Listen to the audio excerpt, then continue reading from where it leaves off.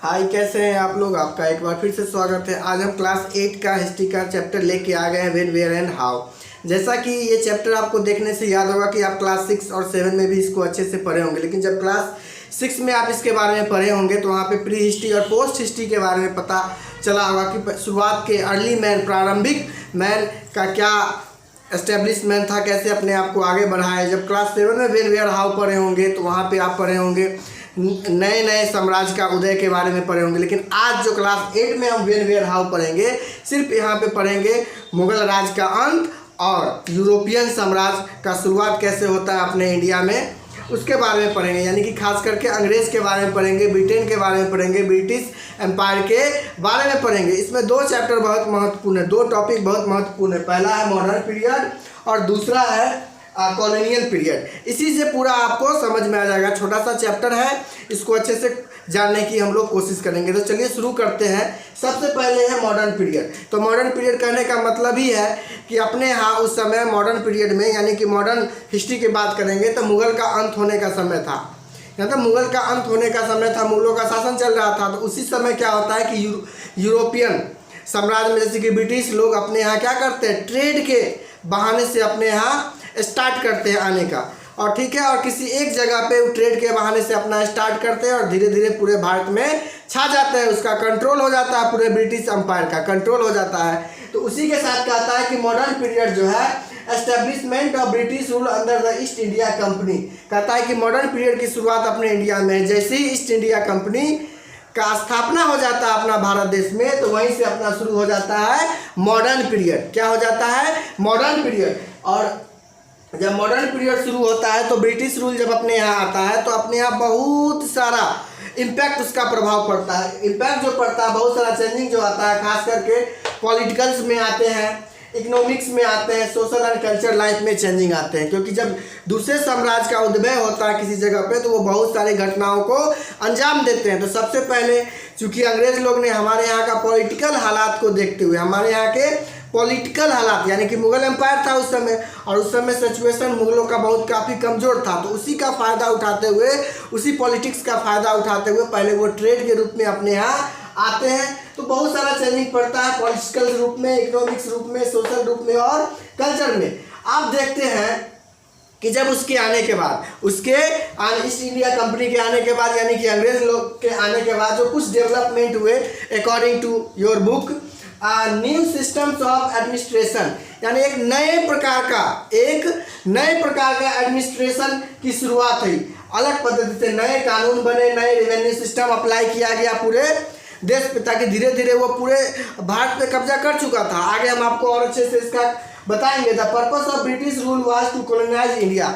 उसका सिर्फ और सिर्फ एक ही मकसद था कि किसी तरह पहले एक जगह पर भारत में एंट्री मारे और वहाँ से धीरे धीरे यहाँ का पॉलिटिकल फ़ायदा उठाते हुए पूरे भारत पे अपना उपनिवेशवाद, जिसको कॉलोनाइज्ड बोलते हैं, पूरे भारत पे क्या कर लेना, कब्जा कर लेना। आगे हम कॉलोनाइज के बारे में और विशेष से जानेंगे। मेन उद्देश्य उसका वही था। तीसरा, British rule exploit all classes of Indian society, peasants, craftsman, artisan etc.. जब धीरे धीरे उसका आधिपत्य अपने इंडिया में बढ़ते गया तो हमारे यहाँ जितने सोसाइटी के लोग थे, खास करके किसान वर्ग के लोग थे, क्राफ्टमैन थे, आर्टिसियन थे, सबको वो शोषण करने लगा। क्या करने लगा? शोषण करने लगा। और धीरे धीरे भारत के विभिन्न हिस्सों पे अपना कब्जा कर लिया। और कब्जा करने के साथ साथ वहाँ के इकोनॉमिक स्थिति को, पॉलिटिकल, सोशल, ये सब पे अपना कब्जा कर लेता है। सोशल, कल्चर, सब पे अपना अपना इन्फ्लुएंस उसका क्या हो जाता है, बरकरार हो जाता है। इस चीज़ को देखते हुए क्या होता है कि 19वीं सेंचुरी में क्या होता है कि 19वीं सेंचुरी में, आप अगर 19वीं सेंचुरी के बारे में पढ़ेंगे तो जब धीरे धीरे वो पूरे भारत पे कब्जा कर लेता है, कॉलोनाइज कर लेता है, बड़े बड़े शहर बॉम्बे, गुजरात, कोलकाता, इस सब जगह पे क्या कर लेता है, कब्जा कर लेता है। तो वहाँ पे क्या अपना अपना नया नियम लागू करने लगता है, नए नए मिलिट्री एक्शन लेता है, रेलवे ट्रैक का निर्माण करता है, अपने ट्रेड को बढ़ाने के लिए रेलवे ट्रैक का निर्माण करता है, पोस्टल ऑर्डर की शुरुआत करता है, मिलिट्री एक्शन की शुरुआत करता है, बहुत नए नए नियम भी बनाते हैं जो हमारे लिए कुछ फ़ायदेमंद भी थे। जैसे रेलवे हमारे लिए फ़ायदा हुआ, नए एजुकेशन सिस्टम को लाया, हमारे लिए फ़ायदा हुआ। कुछ हमारे समाज में कुछ बुराइयाँ थी, इविल थी, उसको दूर किया, जैसे कि चाइल्ड मैरिज एक्ट, सती प्रथा, जो कि हमने क्लास 7 में अच्छे से आपको डिस्कस करके बताया है। तो देखते हैं कुछ उसमें से कुछ बातें थी। हमारे यहाँ एक अच्छा इंडस्ट्री चलता था हाथ से बुने वाला कपड़ा बनाने का, उसको उसने अपने अंदर लेके बर्बाद कर दिया। एजुकेशन को इंट्रोड्यूस किया जिससे कि हमारे यहाँ मॉडर्न एजुकेशन की शुरुआत हुई। और मैंने पहले ही बताया हमारे यहाँ कुछ सोशल इविल्स थी, उसको दूर किया, जैसे कि child marriage, sati and female infanticide, यानी कि पेट में ही जो बच्चे होते थे उसको जान के ही उसको खत्म कर देना। ये सब कुछ बुराइयां थी हमारे समाज में, जो ब्रिटिश ने नए नियम लाके, लेजिस्लेशन नियम पास करके इसको क्या किया, खत्म किया। लेकिन जैसे जैसे उसका कॉलोनियल पावर बढ़ते जा रहा था हमारे देश में, जैसे जैसे कॉलोनियल पावर बढ़ते जा रहा था हमारे देश में, हमारे यहाँ क्या हो रहा था, विद्रोह, मतलब कि रिवोल्ट भी धीरे धीरे शुरू हो रहा था। सबसे पहला जो रिवोल्ट शुरू हुआ था 1857 में। आप इसका पढ़े होंगे क्लास 7 में, 8 में भी पढ़िएगा 1857 विद्रोह के बारे में। तो कहीं ना कहीं और मेजर डेवलपमेंट हुए, हिल स्टेशंस का निर्माण हुआ, डेवलप हुआ, इसी पीरियड में हुआ। अब कहा था मैंने, जैसे कि आपको बताया था कि कॉलोनियल पीरियड, तो कहा था ब्रिटिश पीरियड को ही हम लोग कॉलोनियल पीरियड कहते हैं, क्योंकि इसका इतिहास में बहुत बड़ा इम्पैक्ट है कि जैसे जिस समय अपने यहाँ ब्रिटिश का शासन चल रहा था, उसी समय पूरे दुनिया में बहुत चीज़ हो रहा था। जैसे फ्रेंच रेवोल्यूशन हो रहा था, अमेरिकन फर्स्ट इंडिपेंडेंस वॉर हो रहा था, ये सब चीज़ पूरे दुनिया, रूसी क्रांति हो रही थी, रूसी फ्रांस की, ये सब सारे चीज़ हो रहे थे। तो ये सब मिडिल ऑफ 18th सेंचुरी तक, 1947 तक। आपका कॉलोनियल पीरियड कब तक रहा, तो कह रह सकते हैं कि 18वीं शताब्दी के शुरुआत से लेकर जब तक हम लोग आज़ाद ना हो गए तब तक हमारे यहाँ क्या था, कॉलोनियल पीरियड था। इसी दौरान क्या हुआ कि जब वो अपना पूरा साम्राज्य, कॉलोनियल सिस्टम पूरे भारत में बढ़ा रहा था, तो हमारे यहाँ विद्रोह हुआ 1857 का। उसी समय राष्ट्र के प्रति प्रेम भी इकट्ठा होने भी लगा, सब लोग आने लगे। उसी समय INC का शुरुआत हुआ, इस इंडियन नेशनल कांग्रेस की शुरुआत हुआ, बड़े बड़े रिवोल्यूशनरी संगठन का शुरुआत हुआ। पीजेंट लोग अपना ग्रुप बना के उसका शुरुआत किया, बड़े बड़े छोटे लोग अपना संगठन बना के अंग्रेज के खिलाफ एक मुहिम चलाया, जिसको लीड कर रहे थे हमारे बड़े बड़े लीडर, जैसे कि महात्मा गांधी, जवाहरलाल नेहरू, सरदार वल्लभ, ये सब सारे लोग क्या कर रहे थे, लीड कर रहे थे। बहुत सारे लोग इस सब चीज़ को लीड कर रहे थे। उसी समय क्या होता है कि तब तक 20वीं शताब्दी आ जाती है, तब तक क्या आ जाती है, 20th सेंचुरी आ जाती है। और 20th सेंचुरी आने के बाद बहुत सारी घटना हमारे देश में घट जाती है, जैसे कि पार्टीशंस ऑफ बंगाल हो गया, मुस्लिम लीग हो गया, होम रूल लीग हो गया। ये सारी चीज़ों का अंग्रेज के द्वारा क्या हो जाता है, यहाँ पे बना दिया जाता है। बहुत सारा घटना भी, जैसे जलियांवाला बाग भी घटना हो जाती है, ये सारी चीज़ हो जाते हैं। इस सारे चीज़ को लीड कर रहे थे हमारे किसके अंतर्गत, महात्मा गांधी के अंतर्गत। और एक जन आक्रोश की भावना पूरे ब्रिटिश कॉलोनियल पीरियड के कारण, यानी कॉलोनाइज्ड के कारण, ये पूरा इतिहास आपको और अच्छे से हम अगले चैप्टर में पढ़ेंगे। ये तो अभी इसके बारे में इंट्रोडक्शन ही चल रहा है। तो ये सारा चीज़ जो है कहीं ना कहीं हम आपको 20th सेंचुरी में पढ़े। एक मेजर इम्पैक्ट था कि जैसे ही भारत आज़ाद हुआ तो कहीं ना कहीं भारत का एक नुकसान हुआ, भारत और पाकिस्तान का निर्माण हो गया। क्या हो गया, भारत और पाकिस्तान का निर्माण हो गया। इसके बाद हम पढ़ेंगे कि ये सारी चीज़ की जानकारी जो हम ले रहे हैं, कैसे ले रहे हैं, ये सारी चीज़ की जो जानकारी ले रहे हैं किस आधार पे ले रहे हैं, तो उसके बारे में हम सोर्स ऑफ इंफॉर्मेशन में पढ़ेंगे। सोर्स ऑफ इंफॉर्मेशन में पढ़ेंगे कि कैसे वो सारे लोगों पे कब्जा कर लेता है, इसके बारे में जानकारी हमको कैसे मिलती है, कैसे पता चलता है कि ब्रिटिश रूल जो है हम पे 2200 सालों तक हम पे राज किया। ये सारी चीज़ के बारे में हम इंफॉर्मेशन में पढ़ेंगे। तो पहले आगे हम देखते हैं। आप इसका स्क्रीनशॉट ले लीजिए, एक बार इसका आप स्क्रीनशॉट ले लीजिए, फिर हम बहुत जल्द आपके बीच उपस्थित होते हैं। जैसा कि मैंने बता दिया था, अब हम लोग पढ़ेंगे सोर्स ऑफ इंफॉर्मेशन। लेकिन उससे पहले जो अपने यहाँ जब पूरे भारत पे जब उसका अधिकार हो रहा था, कॉलोनाइज्ड होते जा रहा था, उस समय क्या हो रहा था कि हमारे यहाँ बहुत सारा जन आक्रोश हो रहा था लोगों के प्रति। पूरा भारत को यूनाइट करने के लिए और अंग्रेज़ को भगाने के लिए तरह तरह के दिमाग चल रहे थे। बहुत बड़े किसान लोग अपना संगठन का निर्माण कर रहे थे। अपने यहाँ एक पॉलिटिकल ऑर्गेनाइजेशन की शुरुआत हो गई थी, INC, जिसको इंडियन नेशनल कांग्रेस बोलते हैं। ये सब सारी चीज़ों का रेवोल्यूशनरी संगठन का भी, क्रांतिकारी संगठन का भी हो गया था, जिसको कुछ हमारे बड़े बड़े नेता कर रहे थे। जैसे महात्मा गांधी कर रहे थे, सुभाष चंद्र बोस कर रहे थे, जवाहरलाल नेहरू कर रहे थे, अब्दुल कलाम आज़ाद कर रहे थे। ये सारे चीज़ मिलकर नेशनल मूवमेंट को आगे बढ़ाने में लीड कर रहे थे, ताकि किसी भी तरह अंग्रेज़ को अपने यहाँ से क्या किया जाए, हटाया जा सके और खुद को स्वतंत्र भारत बनाया जा सके। जैसे कि मैंने पहले ही बता दिया कि एक मॉडर्न पीरियड और दूसरा कॉलोनियल पीरियड हमारे लिए महत्वपूर्ण था। कॉलोनियल पीरियड इसलिए भी महत्वपूर्ण था क्योंकि कैसे वो पूरे भारत पे धीरे धीरे पॉलिटिकल रूप पे, इकोनॉमिक रूप पे, सोशल एंड कल्चरल रूप पे हावी होते चला गया। उसी समय क्या होता है कि पूरे वर्ल्ड में भी बहुत तरह तरह की क्रांतियाँ होते रहे। फ्रेंच रेवोल्यूशन हो गया, war of independence of America हो गया, रूसी क्रांति हो गई, ये सारे चीज़, first and second world war हो गया, ये सारी चीज़ हमारे कॉलोनियल पीरियड के दौरान ही पूरे संसार में होते रहा। तो इस सारी चीज़ की जानकारी हमको कहाँ से मिलती है?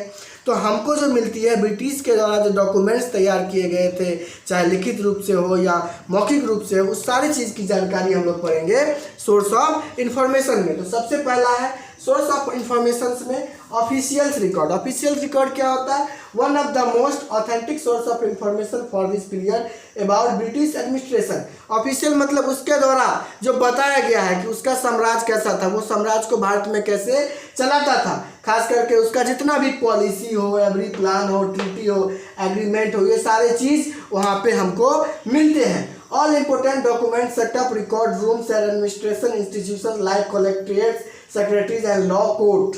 Also museum archives were also set up for this purpose. अब कहता है कि उसका क्या पॉलिसी हुआ करता था, उसका क्या प्लान हुआ करता था, वो किसके साथ कौन सा संधि किया, कौन सा एग्रीमेंट किया, ये सारी चीज़ की जो जानकारी जो थी उसके लिए एक रूम बनाया गया था अपने यहाँ।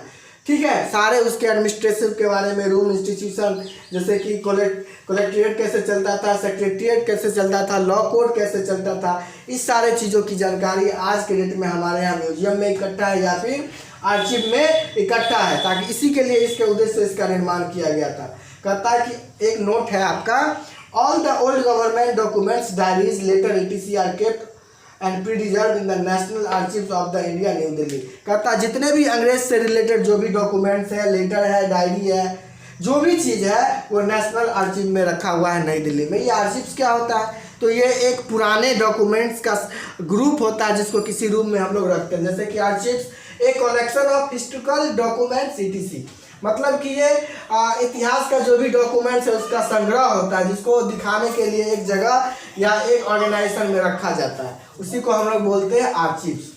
ठीक है, उसके बाद आता है दूसरा जानकारी कहाँ से मिलता है अंग्रेज के बारे में। ये तो हो गया कि म्यूजियम में जो उसके डॉक्यूमेंट्स रखे हुए उसके द्वारा हमको जानकारी मिलती है, लेकिन और भी तरीके हैं उसके बारे में कि कैसे वो भारत पे शासन किया, कैसे हमारे लोगों का शोषण किया, कैसे अपने फ़ायदे के लिए पूरे भारत में ट्रेड किया, उसके बाद अपने आप को प्रिंस साबित किया। ये सारी चीज़ के बारे में उस समय के पेपर से भी जानकारी मिलती है। लिटरेसी सोर्स में न्यूज़पेपर आ जाएगा, न्यूज़पेपर में छपा हुआ है, मैगजीन में छपा हुआ है, नॉवेल्स में छपा हुआ है, बहुत सारे बुक हैं, लेटर है, राइटिंग है, भाषण है, डायरीज है, इस सारे लिटरेरी सोर्स में आते हैं। तो उस समय के जो महत्वपूर्ण अखबार है, जैसा कि आप पढ़िएगा, तो उस समय के जो महत्वपूर्ण अखबार हुआ करते थे, द हिंदू, अमृता बाजार, क्या होगा, सॉरी ये बजाज लिखा गया है, अमृता बाजार होगा, क्या होगा, अमृता बाजार पत्रिका, केसरी etc, इस सारे चीज़ में कैसे अंग्रेज लोग हम पे हावी हो गए थे, कितना हमारे साथ शोषण करते थे, अंग्रेज के खिलाफ तरह तरह की बातें इस सारे पेपर में आज भी, अगर उस समय का पेपर उपलब्ध है म्यूजियम में तो आप वहाँ पढ़िएगा तो इसी पेपर को देख के लोगों के मन में जग आक्रोश होता था और एक नेशनल मोमेंट्स की भावना प्रबल हुई। तब जाके आईएनसी का निर्माण हुआ। जैसे मैंने पहले भी 7 में आईएनसी के बारे में अच्छे से डिटेल से आपको पढ़ा दिया है, ताकि अंग्रेज को किसी भी तरह से यहाँ से निकाला जा सके। उसके बाद न्यूज़पेपर के बाद सम इम्पोर्टेंट राइटर्स हुआ करते थे उस समय, जो अपने राइटिंग से लोगों को जागरूक करते थे। उसमें से एक थे रविन्द्रनाथ टैगोर, बंकिम चंद्र चटर्जी, प्रेमचंद, बहुत सारे राइटर हैं। आप बुक पढ़िएगा तो वहाँ पे और सारे राइटर को आपका नाम मिल जाएंगे, जो अपने कविता के माध्यम से, लेखन के माध्यम से, भाषण के माध्यम से अपने यहाँ के सोसाइटी के बारे में, लाइफ स्टाइल के बारे में, अंग्रेज हमारे साथ क्या करता था, इस सारे से लोगों को जागरूक किया करते थे, ताकि एक नेशनल फीलिंग उभर सके, पॉलिटिकल रूप से, सोशल, सारी चीज़ की जानकारी आपको उस समय लेटर के माध्यम से, न्यूज़पेपर के माध्यम से मिल जाया करता था। हमारे यहाँ का लाइफ स्टाइल हो गया, सोसाइटी हो गया, ड्रेस, कल्चर, सारी चीज़ की जानकारी आपको इस न्यूज़पेपर, राइटिंग, सब चीज़ के बारे में आपको मिल जाएगा। इसके अलावा एक और चीज़ हुआ करती थी, लिटरेसी, ये सोर्स में आता है, पेंटिंग से जानकारी मिलती थी, फोटोग्राफ, जो फोटो खींचा हुआ है उस समय का, उसके बारे में, मैप से द्वारा, स्टेटस के द्वारा कि कैसे अंग्रेज का लॉज, पॉलिसी, लाइफस्टाइल, ये सारा चीज़ हम पे हावी हुआ करता था। ये सारी चीज़ पेंटिंग में भी दर्शाया गया। उस समय का फोटोग्राफ भी उपस्थित है, मैप भी उपस्थित है, स्टेटस भी उपस्थित है।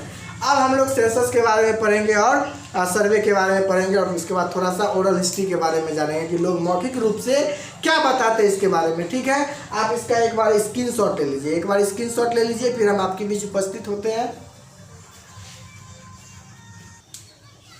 अब हम लोग देख रहे हैं survey and census, survey and census. अब ये किसी भी देश के लिए क्यों जरूरी होता है? तो वहाँ की जानकारी इकट्ठा करने के लिए जरूरी होता है। कहता है सर्वे द ब्रिट, चूँकि हम लोग ब्रिटिश कॉलोनाइज पावर के बारे में पढ़ रहे हैं, तो उसी से अंतर्गत सर्वे होगा। The British introduce the practice of surveying India to know the country properly about maps of village, towns, Mount Everest, coastal areas, road, river, etc। कहता है सर्वे, उस समय ब्रिटिश जो लोग थे वो हमारे यहाँ के देश के अंदर की विभिन्न चीज़ों की जानकारी के लिए एक सर्वे कराए थे, खास करके गांव के लिए, टाउन्स के लिए, माउंटेन्स के लिए, कोस्टल एरियाज के लिए, वहाँ की सड़क के लिए, वहाँ की नदी के लिए उसको सर्वे करवाए थे, ताकि उसके बारे में विभिन्न जानकारियाँ वो अपने पास ले सके। खास करके they also survey about flora, fauna, crop, soil and topography.